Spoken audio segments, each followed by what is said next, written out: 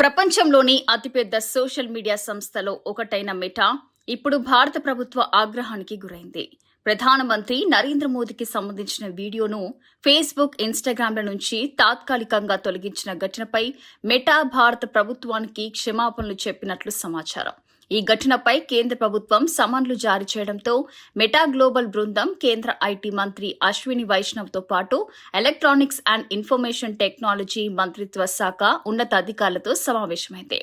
దాదాపు 45 నిమిషాల పాటు సాగిన ఈ భేటీలో ప్రధాని మోదీ వీడియో తొలగింపు అంశమే కాకుండా సోషల్ మీడియా వేదికలపై పెరుగుతున్న డీప్ ఫేక్ వీడియోలు, బాలల లైంగిక వేధింపులకు సంబంధించిన కంటెంట్, ఇతర అక్రమ పోస్టులపై కూడా ప్రభుత్వం తీవ్ర ఆందోళన వ్యక్తం చేసినట్లు తెలుస్తోంది. సమావేశంలో తమ ప్లాట్ఫారంలలో జరిగిన కార్యాచరణ లోపాలపై మెటా ప్రతినిధులు విచారణ వ్యక్తం చేసినట్లు సమాచారం. ఇకపై అక్రమ కంటెంట్ను మరింత వేగంగా గుర్తించి తొలగించేలా చర్యలు తీసుకుంటామని హామీ ఇచ్చినట్లు తెలుస్తోంది.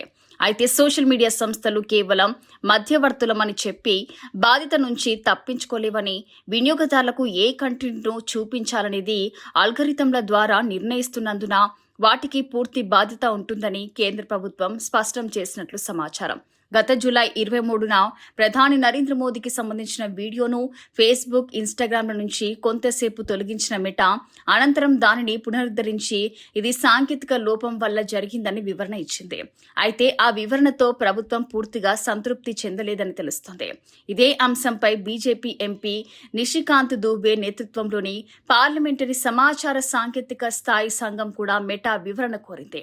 ముఖ్యంగా మహిళలను కించపరిచే పోస్టులు, బాలల లైంగిక వేధింపులకు సంబంధించిన కంటెంట్ను వెంటనే తొలగించేలా కఠిన చర్యలు తీసుకోవాలని సూచించింది. భారత్ మెటాకు అతిపెద్ద మార్కెట్లో ఒకటిగా ఉన్న నేపథ్యంలో దేశ చట్టాలు, నియంత్రణలను పూర్తిగా పాటించాల్సిందేనని కేంద్ర ప్రభుత్వం మరోసారి స్పష్టం చేసినట్లు సమాచారం.